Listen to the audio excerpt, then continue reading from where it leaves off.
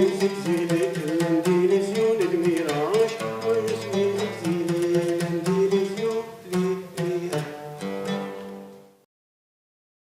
dire ces propos à l'un de mes personnages, c'est fou comme l'écriture facilite la communication.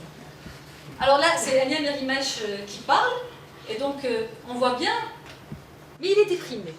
Il a tout pour être heureux. Alors dans l'histoire, on nous dit qu'il a une femme, qu'il a des enfants, et alors lui-même, il dit, mais normalement, je suis quelqu'un de bien, je suis quelqu'un d'ordinaire. Alors déjà, ça a été vraiment ma première expérience de colloque sur un sujet que je connaissais pas trop. Maintenant aussi, il faut que je l'étudie mieux, mais je pense que c'est vraiment une très belle opportunité pour faire de connaissances des auteurs, des œuvres et des personnes qui peuvent vraiment enrichir les parcours, avant tout d'une étudiante, mais aussi c'est une belle occasion de partage des idées, des mots, d'écriture et donc voilà, j'espère de pouvoir participer à d'autres colloques et peut-être aussi à d'autres colloques sur la francophonie.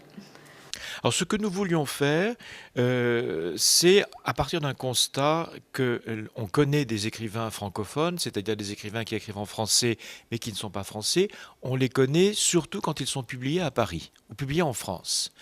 On connaît très mal les écrivains qui écrivent au Maghreb et en Afrique noire, qui écrivent pour ce qui nous intéresse au Maghreb et qui ne sont pas publiés en France parce que tout simplement les livres circulent très mal. Donc on a voulu établir des liens avec nos collègues écrivains, avec les éditeurs, afin de faire connaître en France, non pas les littératures francophones, parce que maintenant on commence à les connaître, mais les littératures francophones qui sont éditées loin de la France, et donc les faire traverser la Méditerranée. Donc on a invité 6 écrivains, 6 éditeurs des 3 pays du Maghreb, pour que tout ce monde-là puisse échanger avec nous. Aujourd'hui, nous avons la fierté ensemble, et ce n'est pas des roses que je jette en toutes lettres, virgule édition, ont une place importante aujourd'hui. Nous avons un catalogue assez important, nous produisons beaucoup, tout simplement parce que peut-être d'un côté nous avons le cœur à gauche de la gauche, ce qui est une excellente chose, et surtout nous croyons en une chose fondamentale. Au Maroc, le jeu politique est pipé. Alors, si on veut réformer l'esprit marocain, eh bien cela doit passer par la culture. Et nous y croyons très fortement. Et c'est la raison pour laquelle nous sommes ici assez actifs, nous consentons des efforts financiers, etc. Alors, nous sommes un éditeur généraliste. C'est ce qui fait la différence. Nous avons 7 collections. Et ces collections, symboliquement, s'intitulent Fiction autre, au pluriel, Poésie autre. Nous sommes parmi les rares éditeurs à continuer à publier la poésie. Pensée haute pour les essais. Et pour la traduction, dit autrement. Pour les beaux livres, autrement vus, autre jeunesse, etc. Et c'est une volonté, on continue d'être utopiste, c'est une volonté de proposer quelque chose de différent. Voilà. Donc des rencontres sur des auteurs et sur des éditeurs du Maghreb avec des universitaires à la fois de France, donc de Grenoble, de Lyon et de Cergy-Pontoise, et du Maghreb, c'est-à-dire d'Algérie, de Tunisie, du Maroc. Et ces rencontres ont lieu entre auteurs et éditeurs des 3 pays, mais aussi entre le public de Lyon, le public de Grenoble. Il y a des rencontres entre différentes associations. C'est assez foisonnant et riche. Et le résultat est vraiment formidable. Il y a des échanges qui ont lieu entre éditeurs qui peuvent permettre déjà d'améliorer la capacité de diffusion de ces œuvres qui se heurtent à plein de problèmes administratifs, juridiques ou autres. Au mieux, le pousser dans ces derniers retranchements, et ça me coûterait quoi? Moi, je prendrais en charge un livre d'un auteur maghrébin. Je m'appelle Jędrzej Pawlicki, je suis boursier. Je viens de passer un mois à Lyon pour poursuivre mes recherches, et c'était grâce à aux collègues de Lyon, notamment grâce à Touria Filutulan qui m'a invité ici. Et du coup, j'ai poursuivi cela en venant à Grenoble pour écouter ce colloque parce que ça fait partie de mes centres d'intérêt. Je travaille sur la littérature du Maghreb au département de français à Poznań en Pologne. Cet observatoire des littératures francophones du Sud, en fait, s'intéresse à toute l'Afrique. Mais pour l'instant, nous avons commencé avec le Maghreb, les 3 pays du Maghreb, avec des collaborations d'universités de ces 3 pays et des universités françaises. Du côté du Maghreb, je commençais par le Maroc, notre partenaire et avec lequel nous avons pas mal de relations depuis longtemps, c'est l'université de Meknès. En Algérie, c'est l'école normale supérieure d'Alger et également l'université d'Oran, que je ne dois pas oublier. Donc 2 universités algériennes. Et du côté tunisien, nous avons encore 2 universités. La grande université de la Manouba à Tunis et une autre université de Tunis qui s'appelle tout simplement l'université de Tunis. Donc 2 universités en Tunisie, 2 en Algérie et 1 au Maroc. Mais tout cela est amené à se développer. Du côté français, 3 universités. L'université de Grenoble-Alpes qui nous accueille en ce moment, celle de Lyon 2, et une université de la région parisienne où j'enseigne moi-même, l'université de Cergy-Pontoise. J'ai oublié, ce n'est pas bien de ma part, nous avons été soutenus aussi par toutes sortes d'associations régionales, bien évidemment, qui ont soutenu ce projet moralement, intellectuellement et financièrement.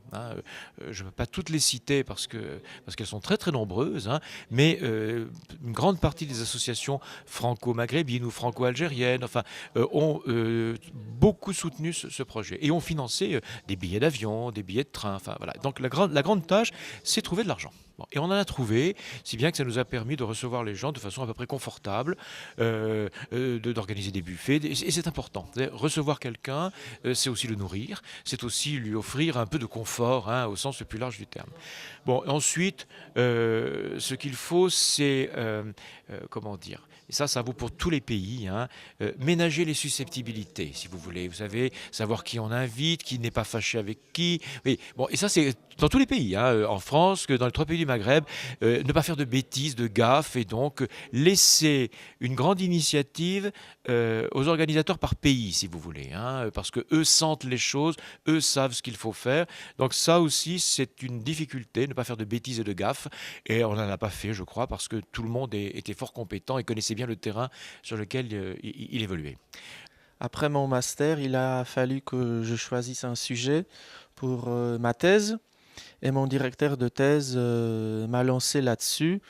En fait, pour les vacances, il m'a prêté 2 sacs remplis de romans maghrébins pour que je me trouve un sujet. Et du coup, je commençais à m'intéresser au Maghreb, à la littérature, à l'histoire, notamment à l'histoire d'Algérie, à la décennie noire, à la mise en scène littéraire de cette période. Et j'ai soutenu ma thèse il y a 4 ans et maintenant je travaille sur le début de l'islam dans la littérature, sur la représentation littéraire du prophète dans le roman maghrébin. Justement les femmes, et là il n'y a rien pour le coup. Mais justement, le but était de provoquer pour amener à réflexion, parce que c'est vrai qu'il n'y a pas une interdiction de la polyandrie, ni une interdiction que la femme prenne son esclave comme concubin. J'ai écrit ce livre en réponse à une multitude de questions que je recevais concernant plusieurs sujets en relation avec l'islam, tels que le voile, le vin, l'homosexualité, etc. Et ça se voyait que les gens ne lisaient pas. Ils entendaient des choses ça et là, notamment à travers des cheikhs à la télévision. Et j'ai trouvé qu'il était nécessaire de vulgariser l'exégèse d'une manière assez proche des jeunes pour leur expliquer, premièrement, qu'il faut revenir aux sources et deuxièmement, et c'est là pour moi le point essentiel, qu'il y aura toujours des lectures différentes et que tant qu'il y a un texte, il y a toujours lieu à le lire. Je me suis rendu compte que j'étais un peu limité dans mes recherches, que j'étais focalisé surtout sur les auteurs qui sont publiés en France, qui sont importants, certes, mais qui écrivent pour le public européen. Et du coup, j'ai pu découvrir toute cette production littéraire qui s'est faite au Maghreb et qui est publiée au Maghreb. Donc pour moi, c'était un peu la découverte de nouvelles pistes pour mes recherches. On parlait beaucoup de la médiation dans ce colloque, la médiation éditoriale et culturelle d'une manière générale. Nous pensons à Sud Édition que le livre doit s'appuyer sur d'autres expressions culturelles. On a commencé à le faire à Sud Édition, entre autres par ce petit livre qu'on avait présenté à Lyon et qui est une traduction bilingue, publiée en bilingue français-arabe, du livre de Philippe Dujardin, La chose publique, qui a été traduit en arabe dialectal tunisien et qui fait l'objet de lectures publiques qu'on a écoutées à Lyon, on a écouté ici à Grenoble. Ce genre de médiation dont on a besoin, aussi bien Sud Édition que les autres éditeurs maghrébins.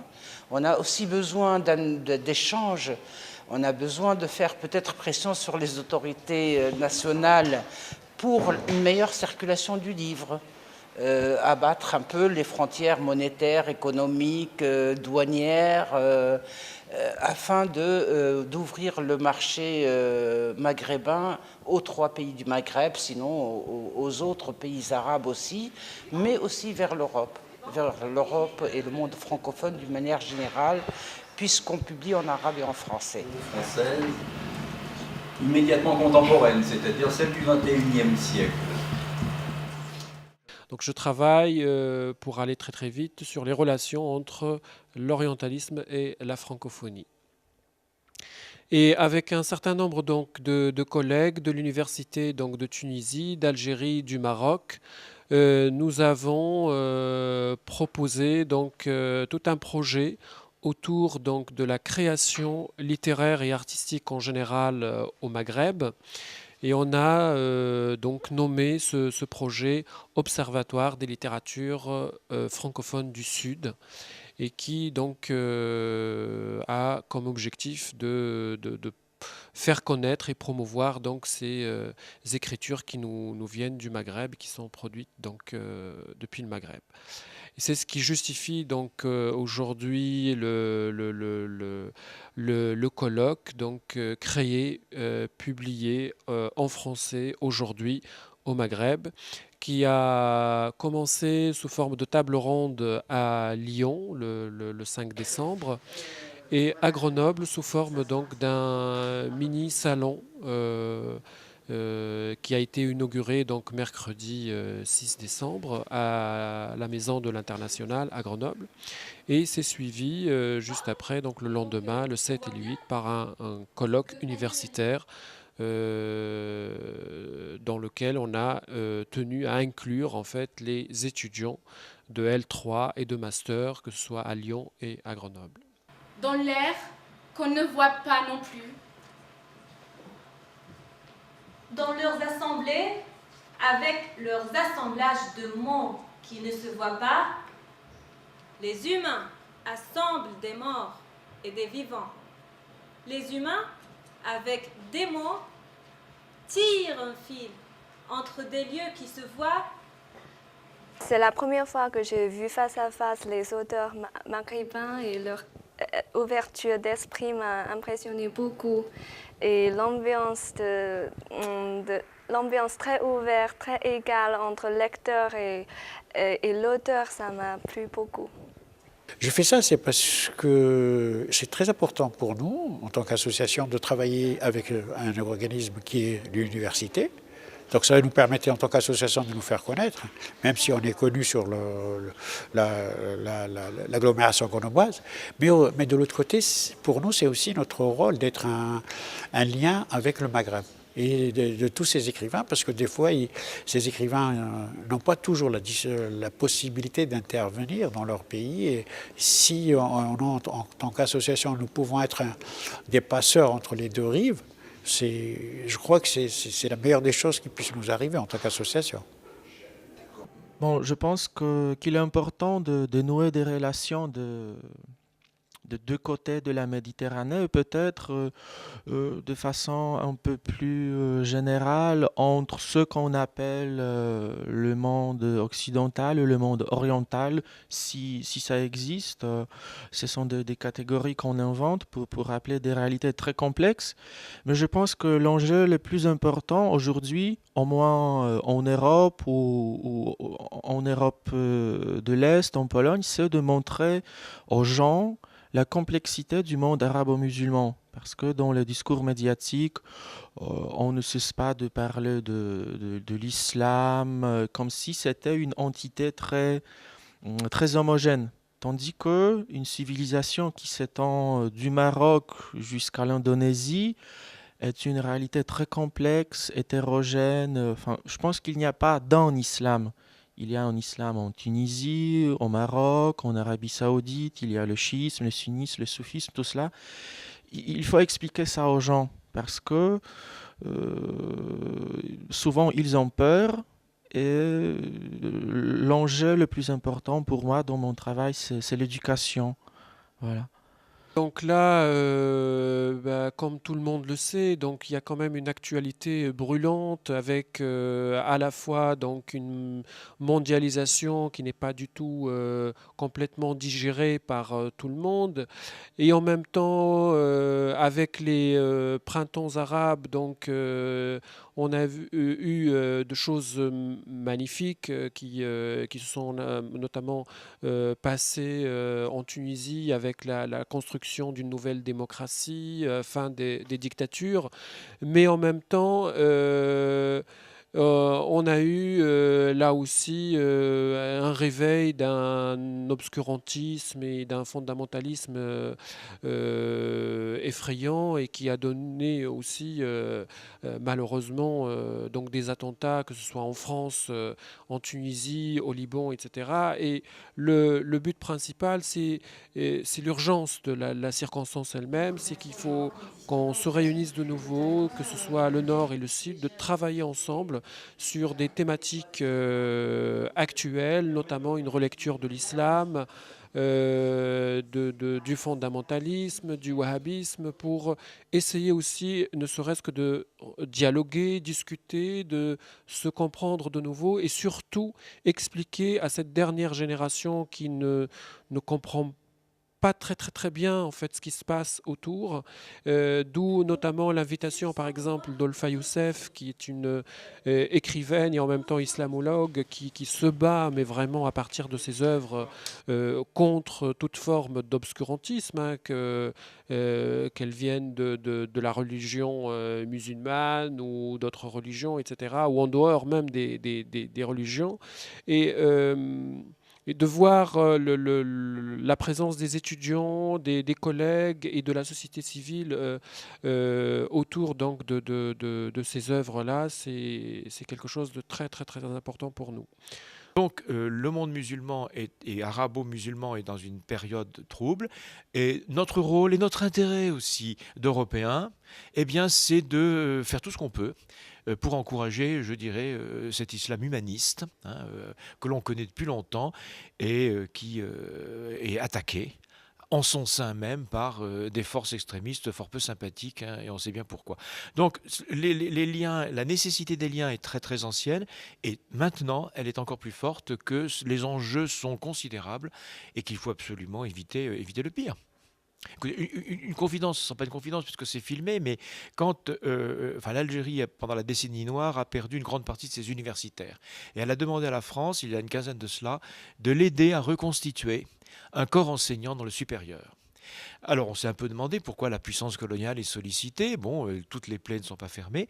Et nos collègues algériens nous ont dit avec beaucoup de simplicité, ce sera les Saoudiens ou vous. Donc on préfère que ce soit vous. Donc, j'ai été très heureuse de voir des chercheurs venant du Maroc, de la Tunisie et bien sûr de l'Algérie. Et on aimerait bien encore continuer de travailler dans ce sens. Je pense que toute culture a besoin d'autres cultures pour être enrichie. Je suis en colère. Alger m'a appris la colère, ses rues, son relief, son soleil, son ciel, sa brume, tout dans cette ville provoque la colère. Colère dans les embouteillages, colère dans les administrations, journaux en colère, histoire en colère, présent en colère. La colère est partout, elle plane dans les airs. Ce qui nous satisfait, c'est qu'on a le sentiment que les gens sont contents. De tous les côtés. Voilà. Il y a eu du plaisir, si vous voulez, du plaisir de se rencontrer, de partager des repas ensemble. C'est pas suffisant. Il y a eu aussi une réciprocité dans le désir de travailler ensemble. Voilà. On a senti que, par exemple, les éditeurs du Maghreb veulent garder leur autonomie, leur indépendance, mais qu'ils seraient bien contents de davantage de diffusion dans notre pays, parce que c'est quand même le grand pays francophone, la France. C'est le plus riche et c'est le plus peuplé. Donc, qu'il y ait des ouvertures dans notre pays et que des liens soient créés. Et on voudrait mettre en place, par exemple, des coéditions, des choses comme ça, et qui sont fondamentales, me semble-t-il. Et on a senti ce désir Et puis, je crois aussi, on n'a pas senti de méfiance. Qu'est-ce qui va nous arriver? Non, pas du tout. On a senti un grand climat de confiance. Grand climat de confiance. Seule l'ouverture, seule la pluralité, seule l'aimance pourront sauver l'humanité, parce que qu'on le veuille ou pas, on est obligé de vivre ensemble. C'est ce que je voulais dire en évoquant l'ouverture, essence intrinsèque de l'être humain. On ne peut pas nier l'autre. D'autres ont essayé avant nous, au nom de plusieurs idéologies, de nier l'autre et de ramener le monde à l'image d'eux-mêmes. C'est impossible. La nature intrinsèque de la vie et cette diversité, et il faudrait l'accueillir avec beaucoup d'amour, avec beaucoup de joie, au lieu d'essayer de la violenter, de la casser. Et en fin de compte, quand on la violente et on la casse, on ne se violente et on ne se casse que soi-même.